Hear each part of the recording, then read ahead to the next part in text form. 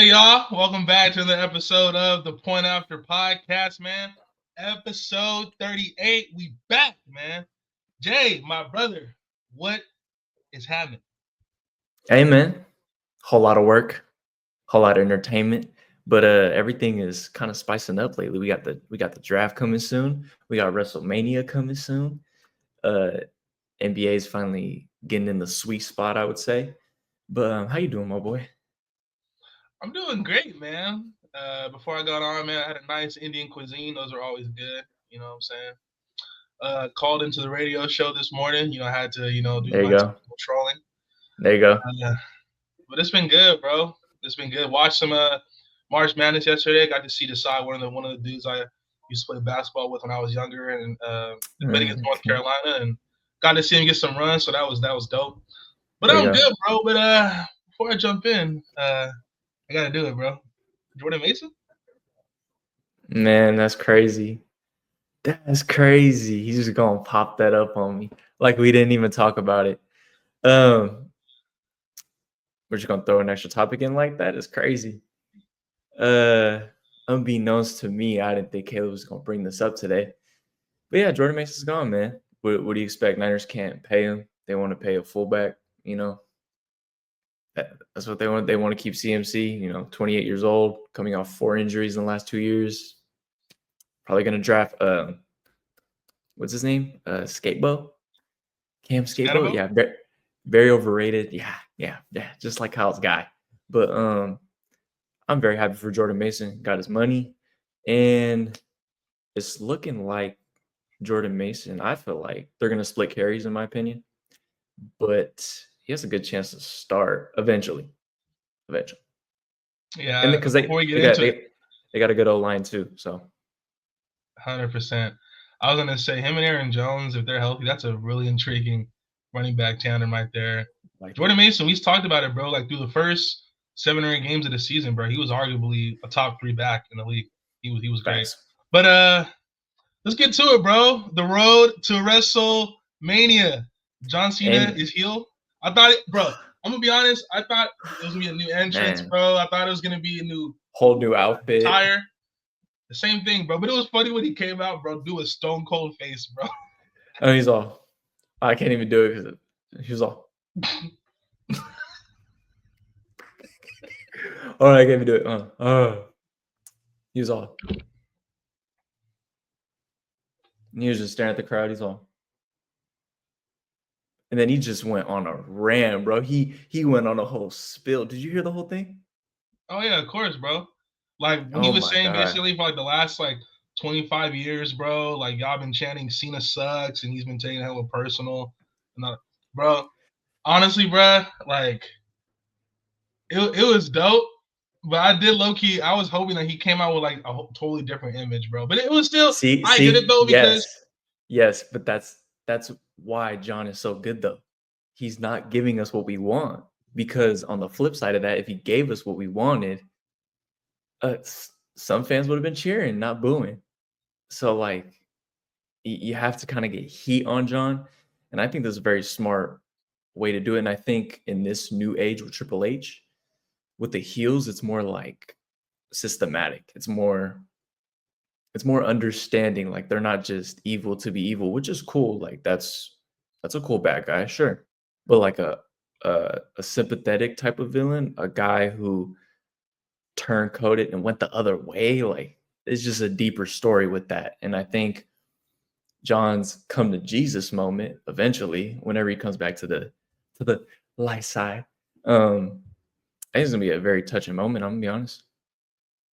it was dope, bro. And then when Cody came in, and then he was like, "I don't want to fight this Cena. I want to fight like the real Cena." Like Right. it's gonna be Hey, exciting, bro. I'm not gonna lie. did you I'm did tuned you hear in. that? Did you hear that crowd? I seen your It was nuts. tweet. In Brussels, bro. Cody Rose. They were screaming. But hold on, there was a cool what was it called? Like analogy someone made, I think. Mm-hmm. And to what John was saying too, he was like, "Oh, Cody, that's your new toy." And I feel like a good analogy of that is like Toy Story. Like everyone's old best toy was Woody would be John, and then here And comes Buzz. Cody. Here comes Cody, the new Buzz, the new the new play guy, right? But it's I think once they like go back and forth, this feud's gonna get intense. So I can't wait, and it's ramping up, and I think it's gonna ramp up further next week because I think they're scheduled for a promo as well again. Yeah, bro. Yeah, man. But speaking more on this road to WrestleMania, man, I catch the whole shows. I know Caleb's only he's in Bro, and I'm out. getting into it, bro. It's a slow process, bro. Absolutely. But to fill y'all in, Io Sky versus Bianca Belair. Shout out to both killing it on the scene. But recently on this Monday Night Raw, looks like Rhea Ripley's going to insert herself. So it looks like it's going to be a triple threat, not Bro, she's confirmed. tough, bro.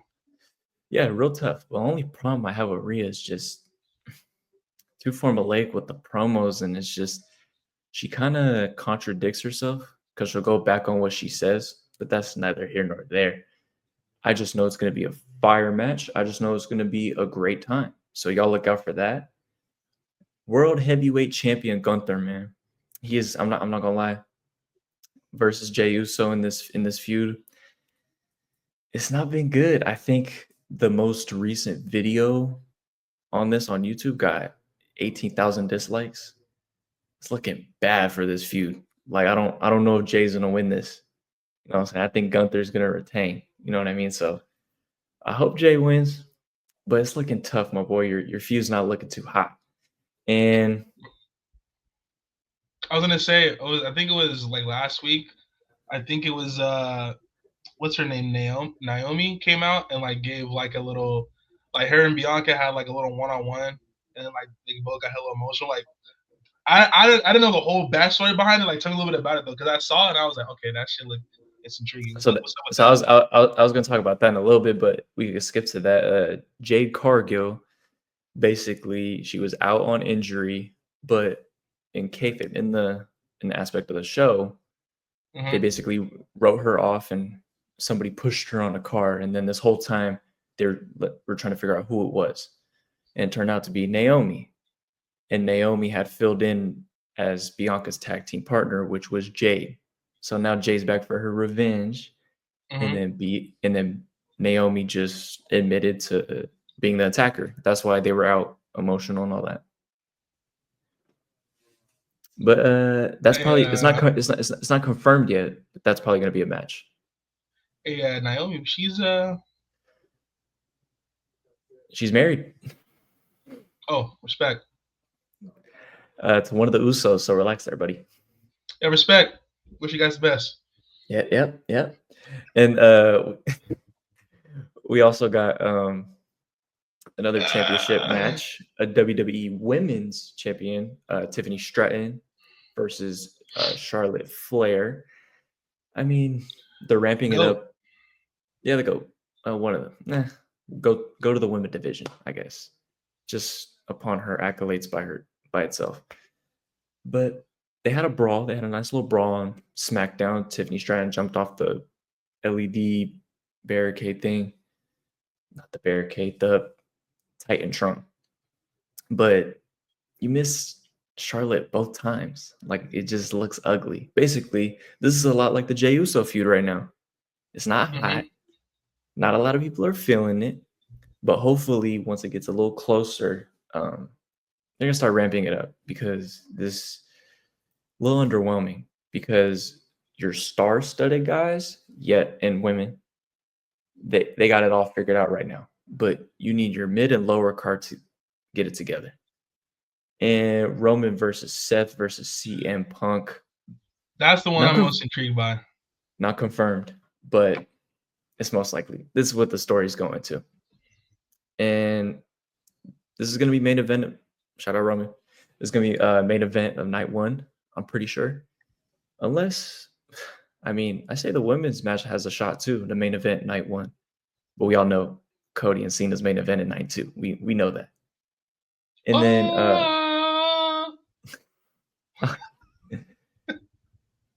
hell no. And then we got Randy Orton versus Kevin Owens, not confirmed, but leading that way. Randy Orton's gonna bring back that punt kick. I need that punt Bro, kick. are they gonna allow it, bro? Are they gonna allow Yeah, it? yeah. Because I WrestleMania seen some though. shit how But like they've been no, kind of like they've been banded, bro. no, but they're saving it for WrestleMania. That's my thing. Alright. Yeah, yeah.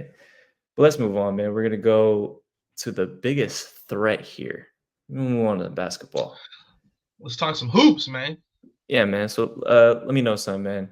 Biggest threat to OKC and the Cavs. What are you thinking?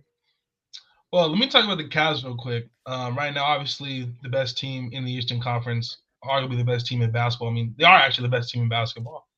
I mean, look Sure. at their win streaks, right? I mean, they've had a 16-game winning streak this year. They've had a 15-game winning streak this year. They've had a 12-game winning streak this year.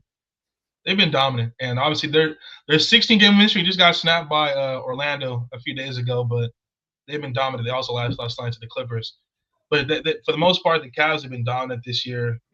The trade for DeAndre Hunter has solidified their starting five. And then you got guys like Ty Jerome, who's balling out this year. You know, I'm not gonna lie, Ty Jerome, bro's a stud, bro. I didn't the way he was on the Warriors last year, I didn't see him doing this, bro. I'm gonna keep it 100%, Not at bro. all. Max Strus, bro, you know he can shoot the three, bro. He's been playing really well. I like this Cavs team, man. I think for me, clearly the biggest threat to the Cavs is the team that's right behind them, the Boston Celtics. When the Boston Celtics are fully healthy, respect to Cleveland because they've been amazing this year. I still think Boston is the best, not just the best team in the East, but the best team in basketball.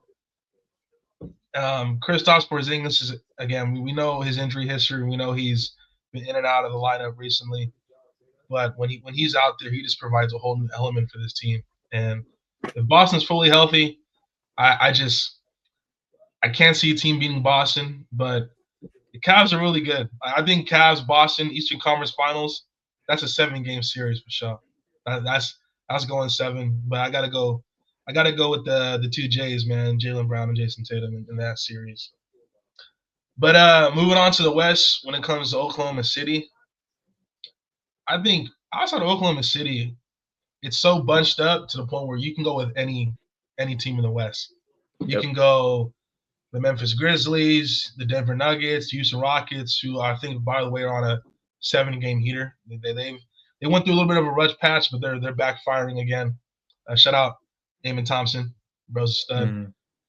Mm. The Denver Nuggets, the Lakers, the Golden State Warriors, right? They're 15-2 with Jimmy Butler now, and he played well last It's night looking when real good. Curry was out. You know what I'm saying? What Steve Kerr had to give Steph Curry some rest. They said he looked exhausted out there recently. But Mm-hmm. if I had to pick the biggest threat to OKC, man, I'm gonna be honest. I'm gonna have to go with the team that's in your background, bro. I think the Warriors are the second best team, the biggest threat to Oklahoma City Thunder. I just think the They're hot right acquisition, now. yeah, they're extremely, and the acquisition of Jimmy Butler has just completely changed this franchise. Completely, just the vibe, the energy, the Mm-hmm. focus. Like Mm-hmm. Draymond Green, I went All-Star Weekend saying we're gonna win the championship. He looks rejuvenated, and bro,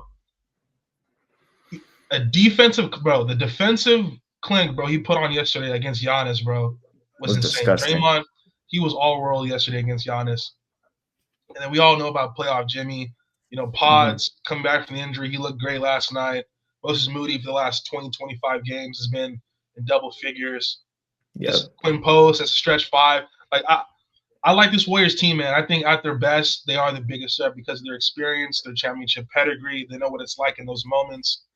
And I just think Jimmy Butler, bro, in the playoffs, we know what he does. It's playoff Jimmy, and I just think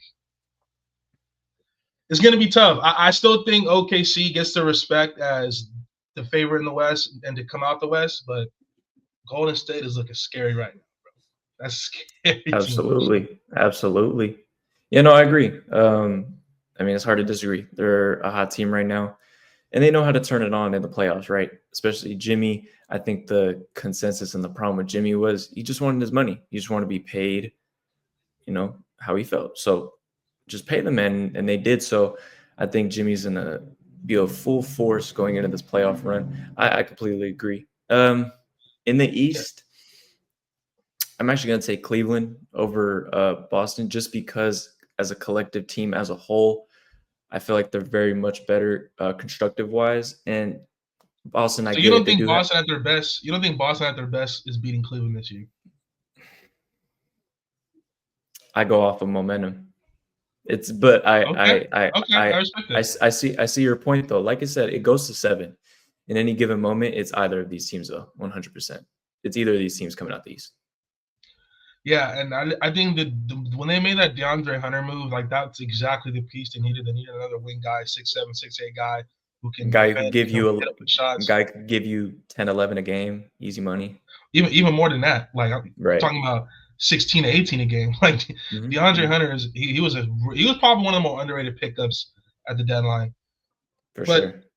OKC, man, their size, their athleticism with Hartenstein, with Chet Holmgren, obviously Shai Gilgeous-Alexander is probably You going to know, win he's MVP this year. I don't know about that, He's, but you know, he's going to win MVP, bro. He's going to win MVP.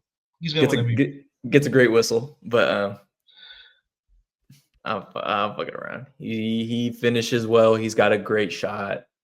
Let's calm Austin down. Reeves gets a fucking favorable whistle, bro. If we're going to be honest here. Okay. Shout out Yes. Austin Reeves, bro. He's been scoring a lot lately. Shout out, he's been hooping. Yes. Bro, he gets a superstar whistle, bro. Okay, yes. But also, does SGA get a favorable whistle? To a degree. Okay. But my thing is superstars should always get a favorable whistle because they're the best players in the game. People come to see them. So they should not role players, not dudes who are no, the best players in the league should get a favorable whistle. That's how I understand that. I just don't like the flopping and the arm, that type of stuff. There's definitely, but that's just the game now. Like the refs have allowed these dudes to flop, and it's just the way the game is. But just to touch on a little bit of Oklahoma City before we move on. Defensively, they're just elite from 1 through 5. J-Dub, Lou Dort, one of the best perimeter defenders in basketball. I already talked about Hartenstein and Chet Holmgren. They score at just an elite rate. They come at you in waves, man. They're up and down. they're fast. They're athletic. The only thing that's going to stop OKC, in my opinion, this season is just the inexperience part. Them being young, the expectation of now them being the team that represents the West in the finals. That's the only reason why I see them lose is just maybe just that moment. It just might not be there for them yet. Too much. But man, OKC, that's a cold fucking team, man. Yeah, it absolutely is, especially defensively as well. Yeah. Yeah, but going on to some football, we're just gonna move around here this episode. Going back to the free agents, a little different here. Caleb, we're gonna discuss this in a certain way. Oh, I know you've been waiting on this one. Handpicked a couple free agents here, couple more than a couple, and we're gonna do overpaid, underpaid, or perfectly paid. You know, or just right. You know, that type of thing. Because I threw the just right in there because I didn't want to. Because if a guy's paid right, he's paid right. So I'm not gonna argue. All right. So we're gonna start with the first one here. We got Josh Sweat going to Arizona for 4 years, $76.4 million, Caleb. Is this a overpay, underpay, or is he perfectly paid? Just right. I think it's just right. It's perfect for me, especially with all the contracts that we've seen given out to guys who you're like, really? Josh Sweat, this season was one of the key players on that Eagles defense this year. I mean, just look at the guy, his career stats at this point, 43 sacks. He's one of the better, I would say, just defensive ends against the run. Like, I think that's really his strong suit. He's really good against that. And I think it's a great pay. I think it's great for the Cardinals. I think they need this kind of player on the defensive line, something that they've lacked these last few years. And getting Josh Sweat as well, a guy who comes there with championship experience, he knows what it takes to win. And definitely, I think this is one of the moves where I looked at him like, okay, that makes sense. Perfect team, right player, and contract, smooth. Yeah, no, I'm gonna agree with you here. I'm gonna go perfectly paid. He's just right. And like he said, everything you said, not to cut you off. Yeah. 2.5 sacks against Mahomes in the Super Bowl. That's right. I remember those. That's right. But to add on to what you're saying, man, very great player. knows what it takes to win, but also since he signed for 4 years, you could build on top of that. You could through the draft, you could build around him and just make it a defensive prowess like that you can't really mess with, and then you could focus on your offense. Because I feel like the Cardinals are some way always in it, but there's missing some pieces. Yeah, 27. He's still obviously he's in his prime now, and you're right. Yep, Like to make a move like this, these are the kind of moves where when you need a big play on defense, when you need to get a stop, this is one of those players that can do that for you. So that's right. shout out to Arizona. Not wrong, man. Next player we got here, 3 years, $60 million for Mr. Ronnie Stanley, 31 years old. How we feel about this one? Definitely, I think it was a key for the Ravens to keep him. The 3-year part is what Yep, that part kind of scares me a bit because of his injury history. There's no doubt, though, when he's right, he's one of the premier left tackles in football. But his injury history is what surprised me about the 3-year deal. I guess they gave him 3 years because he maybe got a long-term offer somewhere else, but the Ravens just didn't want to lose him. But exactly. the overall per year salary, I think, is good. But the long-term commitment to him, I think for me, I think it should have been a 1-year deal, probably 20-25 million for Ronnie Stanley. But again, great for the Ravens. You got to protect Lamar Jackson. They keep his blind side protector, so good for them. So would you say overpay? No, not overpay. I just think the long term commitment is what is a little questionable. Not his Got you. talent. We know Got you. he's elite when he's right, but just the injury history at 31 too. That's a little concerning. And that's why I'm gonna say it's a little bit of an overpay. Just in generality, it is. But at the end of the day, you have to keep your premier pass protectors, and just you got to have your left tackle. I mean, if you don't, that blind side is gonna get ripped. And Mm. this contract, Josh Allen, 6 years, 330. Mm. Okay, Ooh, cool. But before we go on to Josh Allen, just a little bit quick on Ronnie Stanley. He was ninth in snaps played this year. He's clearly a leader on that Ravens offensive line. He only allowed 2 sacks. He's good against the run, but he's great against the pass. And I think with Lamar Jackson, with his play style as well, being a guy who's still progressing as a pocket passer, I think they wanted to keep that tackle that's good in pass protection for him. So I think this also aids to Lamar Jackson, him being better as just a player from the pocket. But yeah, Josh Allen definitely, bro. Josh Allen, well deserved MVP, one of the top 2 or 3 quarterbacks in football. No, I mean, come on, it's Josh Allen. There's nothing to talk about here. perfectly paid. Josh Palmer, 3 years, 36 million. Is this a little overpay, underpay? I think it's perfect. Josh Palmer, for me, I said it when we talked about it during the free agency topic. I think he's one of the underrated wide receivers in the game. Um, a few years ago, when Keenan Allen was on the Chargers and with Mike Williams, those guys weren't as consistent as they were in the past. And Josh Palmer was really the consistent wide receiver threat on that team for Justin Herbert. So yeah, I think this is actually a steal for the Bills. I still think the Bills they need. I think they need a deeper. They paid Khalil Shakir. I like Shakir. He's good. Josh Palmer's solid. I still think they need that alpha wide receiver. We thought it was going to be Amari Cooper. Didn't work out. I still think they need that guy at wide receiver for this team. But definitely, Joshua Palmer, good in the slot, physical wide receiver, great hands, tremendous route runner. Yeah, I think this is a good move for the Bills. Perfectly paid. Joey Bosa, 1 year, $12.6 million. This is an And by the way, overpay. Palmer. Hey, by the way, Joshua Palmer, bro, is just 25 years old as well, bro. So Yeah, no, very young. Yeah, Joey Bosa, man.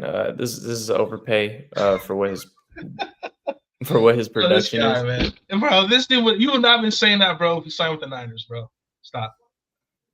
I would be a little mad if we paid him 12.6 million. Yes. Just like okay, if you want to get on me about that, if y'all would have signed DK, you'd been all over the nuts. So I don't want to hear it. No, but Exactly. You'd have been like, oh, we got DK. We're going to the fucking AFC Championship. No. Y'all are gonna get Lockett, and then y'all gonna settle. But yeah, back to what I was saying. Joey Bosa, this is an overpay. Just what his production has been the last few years, especially to his age. Not bad with the 1 year deal. You get it off your books next year. If you want to re-sign him on a cheaper deal, there you go. But as of right now, yeah, it's not a good move. I feel like just kind of there. Production wise, I don't know. Even if he came to the Niners, I don't know what his production would be.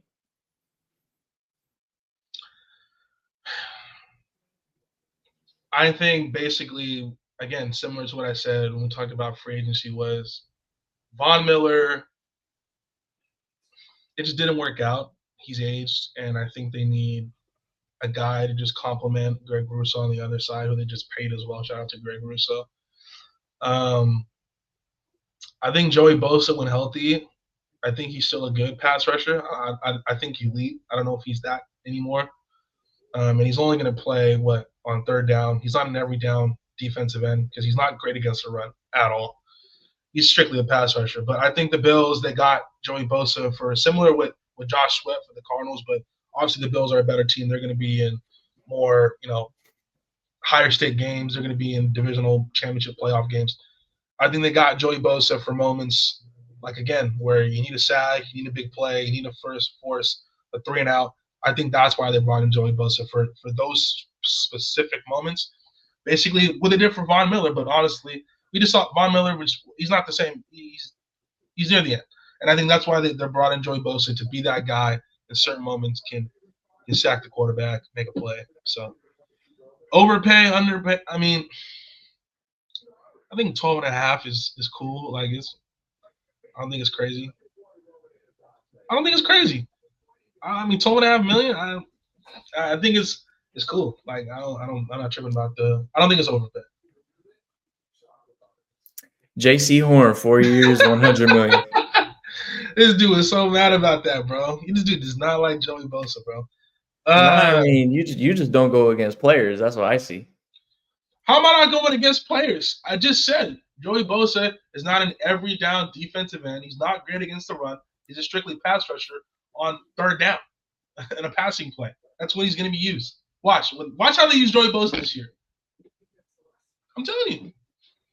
Okay, bro. I'm not saying he's Miles. He's not Myles Garrett. He's not Max Crosby. He's not fucking. No, I'm saying stick to the. I'm saying stick to the topic. Is this an overpay or is this an underpay? Or perfectly paid? I think it's perfect. I don't think it's overpay. I don't think it's an overpay. 12.5 million, 12.6. Like, come on, man. But you talk about J.C. Horn. Look, no doubt, Carolina had to keep this guy, one of the best young corners in football. For a Carolina team that just needs talent all over the place, they couldn't lose this guy. He's one of the best young corners out there, man. So, if anything, 25 million a year? If I think about it, man, this is, in a few years, this could actually be a bargain, because I think J.C. Horn is arguably a top 5, top 6 corner in the game right now. I think he's that good when he's out there. Yeah, I think it goes perfectly rated here. Good long-term deal. You kind of secure your number one guy. You could also build on top of it. So very smart, very smart. Yeah. And I think that's perfect. And I think this is cheap. They got him. Honestly, this might be an underpay. I feel like this might be Trayvon Moehrig to Carolina, 3 years. That secondary is actually looking nice. 51 million. Underpay, in my opinion. I feel like this might be a little underpaid. Yeah, look, I love Trayvon, bro. He really came into his own this year. I think he's one of the more underrated safeties in the NFL. For me, 16 million.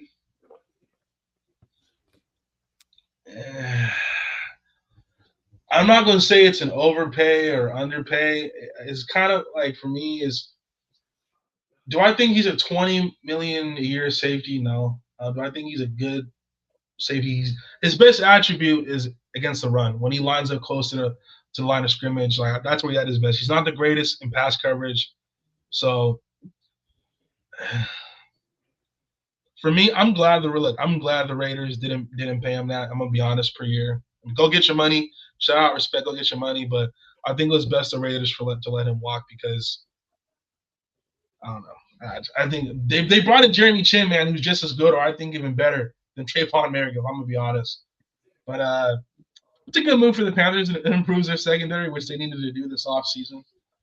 So, and since I'm a fan of Trayvon, I'm not gonna lie, bro. I think it's cool. I think it's a cool pick. I'll settle. Good job. Perfect. T. Higgins. 4 Yeah. years, he got 115. Woo! In all honesty, man, this is an overpay. Oh my god. It is. It is. T doesn't have validation to get 115. But if you're scoring 50 a game, I understand it. I could see it. But Kayla, you guys see it from a perspective of where's their defense? Joe Burrow's still gonna be running for his life. I get it. I get it. They're gonna score points out the woodwork. They are gonna score. They're 50 a game, probably just like last year. Is this just a general overpay of a guy you want to keep and who really yes. Yes. But I'd say I'm gonna be honest. All right. Lay your case. I know you like defend every single player. Go ahead. No, I mean I just spit facts. That's all I do. Look, they re-signing T. Higgins, that was the best thing for this offense to do. Look, Trey Hendrickson. Look, they're trying to bring him back. He requested a trade. They're about to trade. Now they're looking to, work out a deal. So it looks like they're probably going to keep Trey Hendrickson. Look, you got to keep your best players. Same defense as last year. We still have a draft. You still have an NFL draft. That's what I'm saying. I'm like not saying. So you're saying they're gonna hit on everyone? Everyone's to be a starter? I'm not saying they're gonna hit on any NFL fucking draft pick, but I'm saying, are they gonna have a substantial defense to counteract what the other team's gonna put up? I.e., they're going to put up as many points as the Bengals put up. It's a shootout every game with Cincinnati next year. Best believe that. Okay, but this is my thing. I don't think the Bengals need to have an elite defense. Like the Bengals just need to have a bend don't bring defense. They just need a defense who can get a few stops, hold the team to a few field goals, and they'll be okay. They don't need this. All right. Because like you said, their offense, I think potentially next year could be the best offense in football. Yes, they need to improve the offensive line a bit, but they're going to put up points. I just think they just need a few players on that defense, and they'll be okay. I think in the first 3 picks, if they can hit on those first 3, like I think the defense could potentially be a defense that's just good enough to get you a few stops. That's all the Bengals need. They just need a defense that gets a few stops and they're fine. We've seen it, bro. Like you can't stop them offensively. You can't. So I didn't say that. All I'm saying is it's just a little hard. I said the Rams did it. The Rams did it, and this is what the Niners are trying to do. And this is, I'm pretty sure, what the Bengals are also going to try and do. They're just trying to go full-blown defense in the draft. I'm not going to say they're obviously going to try and hit on every pick, but it's not a guarantee. And it's not a guarantee you're going to get production out of these guys day one. And also, you're obviously not going to hit on, like you said, you're not going to hit on every draft pick. But what I'm saying is, if they can hit on 2 or 3 guys on defense and they're key starters, I think they'll be okay. I think they need to find another pass rusher outside of Trey Henderson. I think they definitely need an interior defensive lineman. And I think they need definitely some help on the outside of the cornerback position. If they address those 3 positions and they turn out to be really talented young players, I'm buying stock in the Bengals next year. But there's no doubt. There's question marks. I totally agree.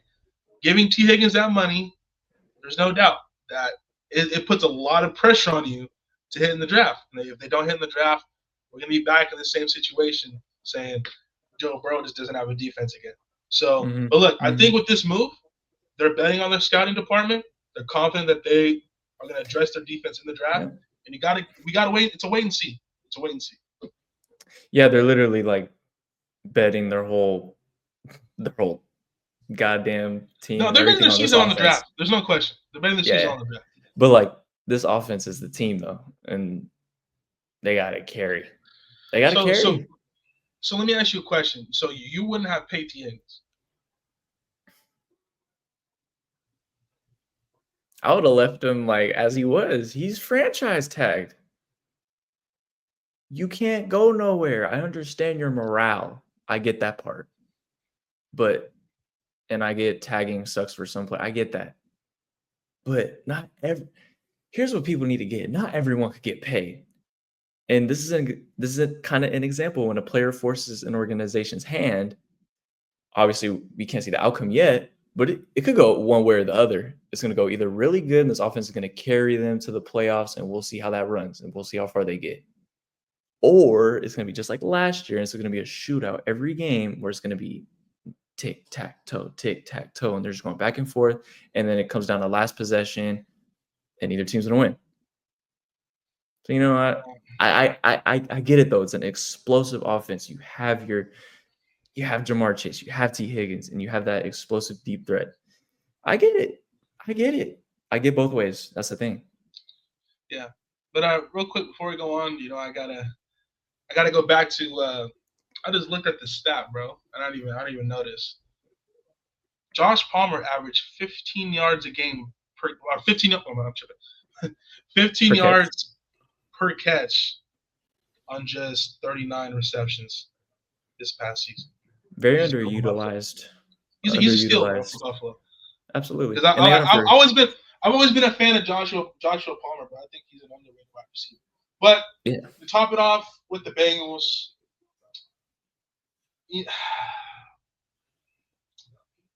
Joe Burrow said literally that he wanted to keep the band together. Paying Joe Burrow a lot of money. The thing about this, the Bengals haven't done their best to support Joe Burrow on both sides of the ball. So when he came out and said, "Hey, I want to keep my guys together," the Bengals were handicapped. Like they really didn't have a choice. Like that's what I mean. We're gonna keep our guys.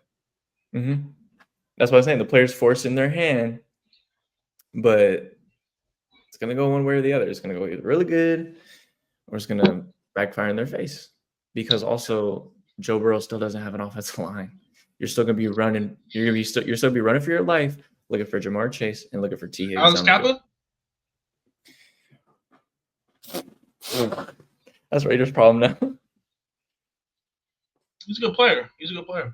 Oh yeah, real good. Yeah. Yeah, Myles Garrett, 4 years, 160 million. Honestly, in the perspective of a player being Myles Garrett, how he produces, perfectly paid. I'm not gonna sit here and judge the Browns or nothing, but perfectly paid. You got to keep that top guy. This is technically a re-signing, but their Browns are a little shaky with contracts and giving up some money though. Bro, I'm shaking my head because no doubt Myles Garrett is worth that money and probably more. Myles Garrett, arguably the best defensive player in football, definitely in that conversation for sure. But you look at the Browns, like where are they going? Like where are they going? You got Deshaun Watson. You're still paying Deshaun. Hey, shout out to Deshaun Watson. Just got engaged with Jilly Anais. I watched Jilly back in the day when she was on DDG's YouTube. Oh God. So hey, I gotta make a shout out, bro. Yeah, okay.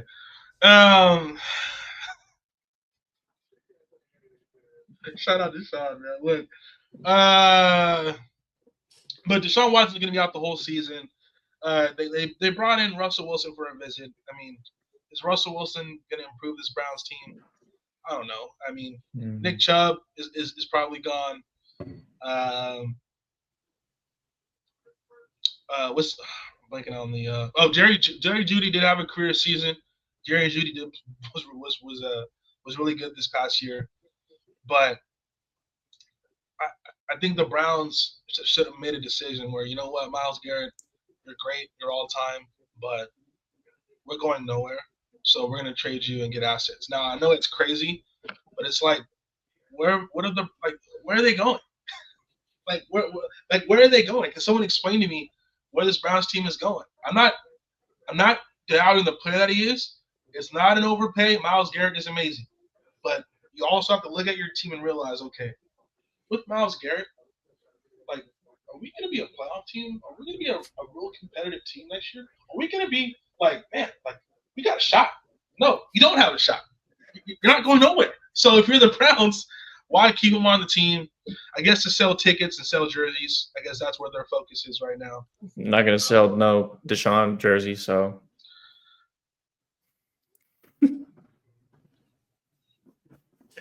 But look, in all seriousness, I'm trolling. Look, the Browns do got talent. I'm not saying they're a talentless roster. I'm a big fan of David Njoku at tight end. I think he's one of the best pass catching tight ends in football. JOK, I think JOK is one of the best, tackling linebackers in the game as well. Denzel Ward is an elite corner. Elite on a terrible team.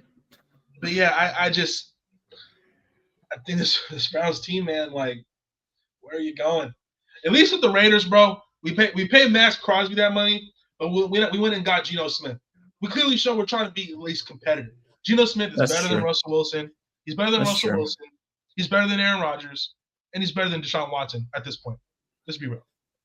So, want to talk about my guy next, man. DJ Reed, dog. 3 years, $48 million with the Detroit Lions. I think this perfectly paid, honestly, because this is about what, $16 million. Yeah, this is perfectly paid, honestly, to match DJ on the other side along with Arnold. That defense remains elite. They just kind of sub and kind of put DJ in there, and just that's that. They're still elite. And you didn't really overpay for DJ, so like, and you got him on a 3-year deal. DJ, I don't think is too old either. Let me fact check that. 29. He's 29, I believe. 29. Thank you. Right on the cusp of 30. He'll be out by 32. That's a perfectly paid. Great as move. A two. As a two. DJ Reed this year, he had a little bit of a down season, but I mean, who won the Jets? Had a great year. Let's be honest. Devontae Adams had a good year, like the last half of the street. He was good. Quinn Williams. I mean, if you can name anyone else, but DJ Reed. To be honest, Sauce Gardner wasn't that good this year. He wasn't. No. But DJ Reed at his best. Like, I think he's an upgrade over Carlton Davis. Yes, Carlton Davis is a bit younger than DJ Reed, but if DJ Reed can get back to the player he was a few seasons ago, yeah, it's actually an upgrade over Carlton. Yeah. The Lions right now have the best safety tandem, I believe, in football with Kirby Joseph and Brian Branch. You've got a real young, talented corner in Terrion Arnold, and pairing him with an experienced cornerback on the other side like DJ Reed. I think it's a great move for the Lions. Definitely. I feel like kind of similar to Josh Palmer. People think I'm like a Josh Palmer glazer now when they watch his video. Josh Palmer's he's legit, dog. But or even Josh Sweat is too. Like, I talked about him going to Arizona. I think DJ Reed is similar to that, where it's like, I think it's a great move, and I actually didn't see it coming. I didn't think DJ Reed great fit at this point, but yeah, great fit, great player. Absolutely. Just gonna mention this one real quick, man. Max Crosby perfectly paid. Re-signs 3 years, $106 million. It's one of your guys. If you lose him, your defense kind of like. It depends on what you get for compensation for him. If you trade him, of course, right? If you get draft picks, if you get players, right? But you keep Max Crosby, you keep the culture. Obviously, you bring in Geno Smith. You build.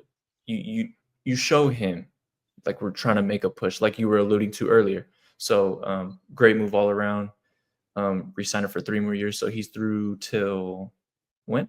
Because he re-signed. Well, it's a 3-year deal, but he had 2 years left on his original contract, so actually it's a 5-year deal. So I believe he will be. Yeah. So I believe he'll be 32.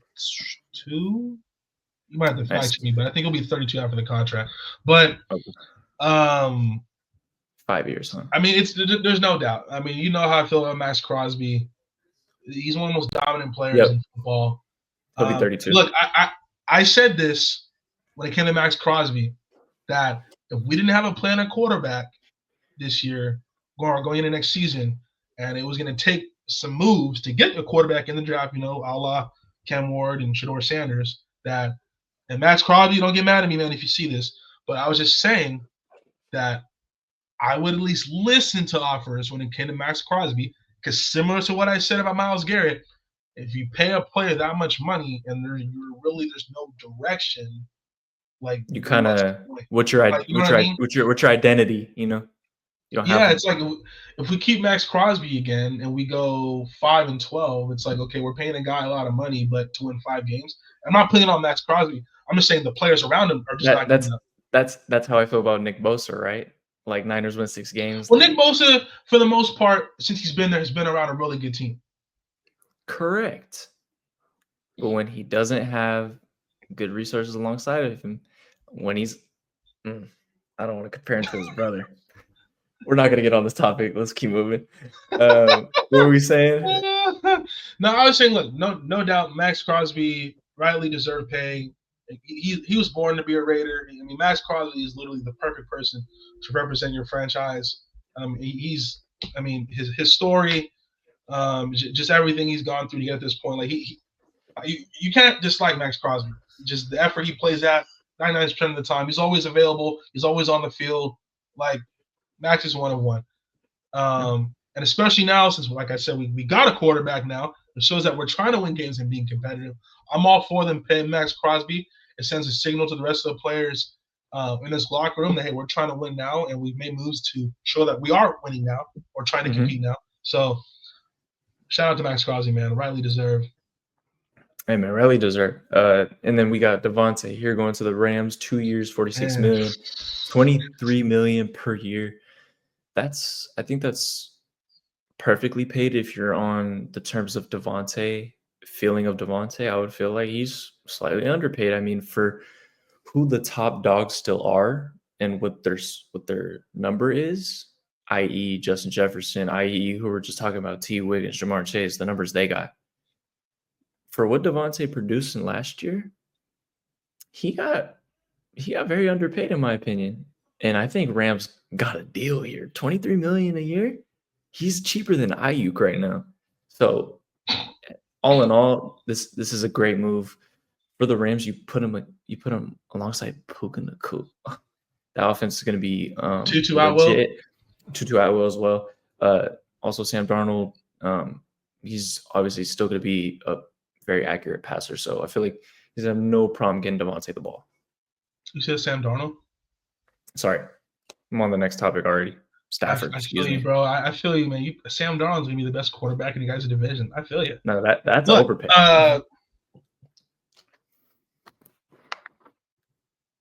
Look, I agree. I think this Devontae contract could be, after this year, I think we can look at this as one of the best deals in the offseason. You're right. Devontae Adams still I think he's 32 years old as well.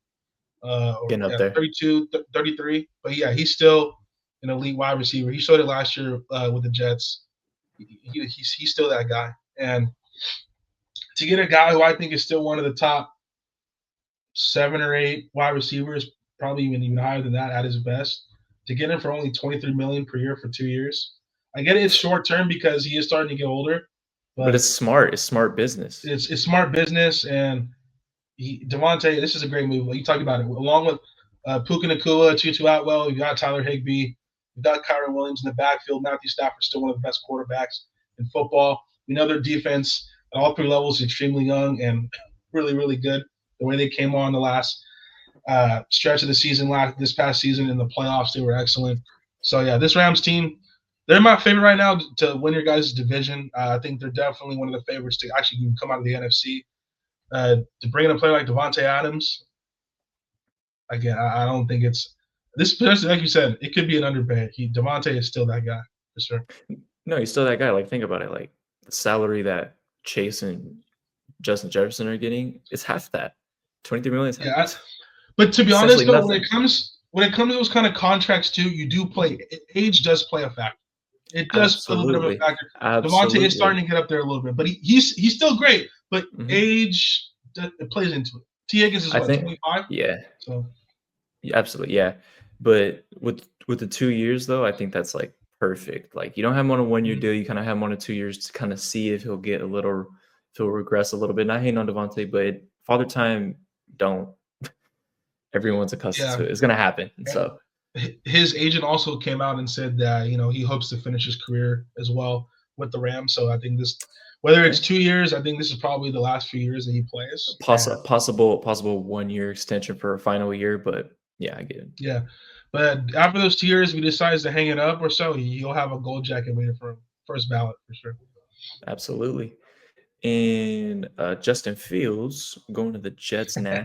Your Two, guy, this is 2 year. Oh, my guy.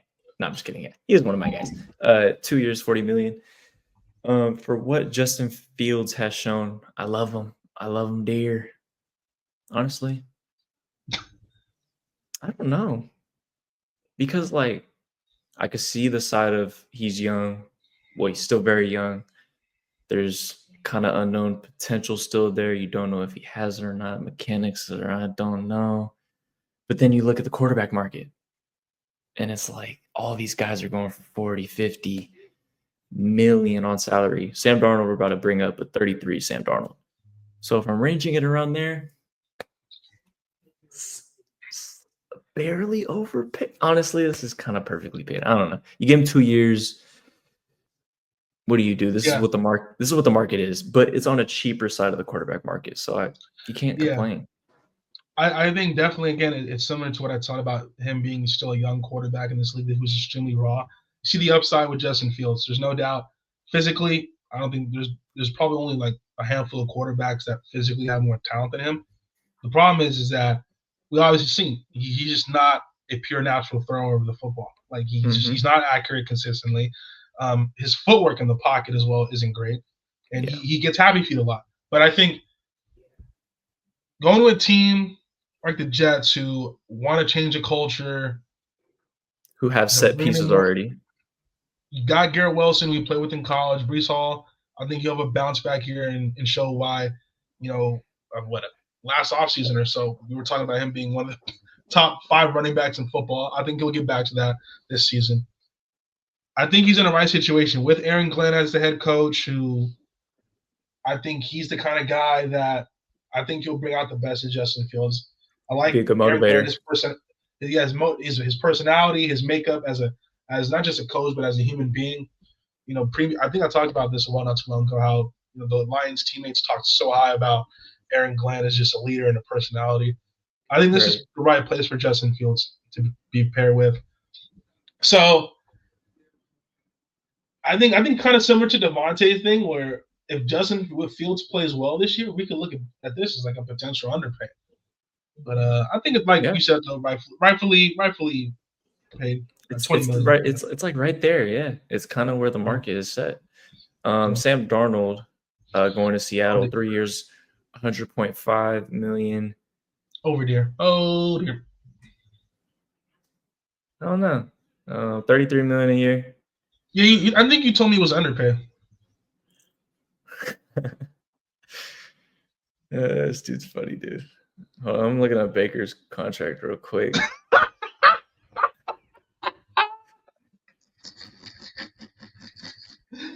Yo, Honestly, this dude, I it's can't take you it's seriously, it's bro. it's it's the same shit, brother.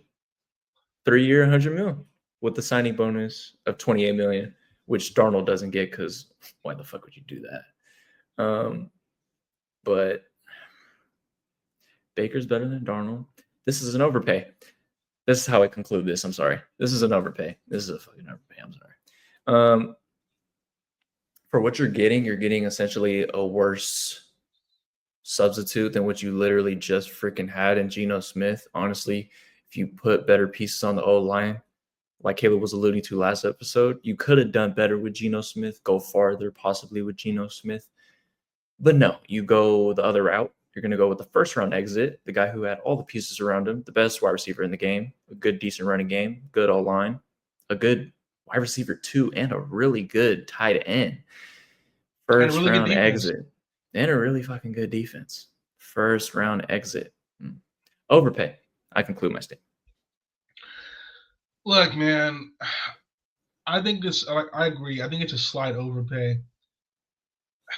I just think the Seattle Seahawks and the Vikings are it's just two different situations. I think Kevin O'Connell is one of the best play callers in football. You're right. He He's gonna do leaving miracles Justin for Jefferson. JJ. Hey, we Vikings might. Hey, we might have to talk about that soon. But to leave Justin Jefferson, arguably the best wide receiver, if not second, behind Jamar Chase. Jordan Addison, one of the best wide receiver twos in the game. T.J. Hawkinson, when he came back from injury, looked like T.J. Hawkinson. Aaron Jones was pretty solid for the most part this year, and they added Jordan Mason as Jordan well. Mason now. Oh my god, that offense is that That offense is offense, real quick. The offense is perfect. They set that perfectly up for a rookie in the best way possible. That is so perfect. that's what you do. That's what you do. And the offensive line, 100%. Christian Darrisaw is going to be healthy next year. That we talked about them bringing in Ryan Kelly at center, and they brought in Will Fries. You've got Brian O'Neill at right tackle. He'll be back. He'll be back next season as well. Like, to go from that to the Seahawks, where outside of Charles Cross, like the offensive line is just sketchy for me. And you're losing two wide receivers, one who's already on another team. Yeah. And then your running back situation is a little shaky. I'm not gonna lie, not bad, shaky. Kevin Walker's a good back. I think it came down this year that this offensive line couldn't run block to save their life. They couldn't block. Very true. I mean, how many times you see that? I mean, even just in pass protection, like Geno Smith was getting hit in the face on so many fucking plays this year. And he really was, though. Yeah. I like the Cooper Kupp move.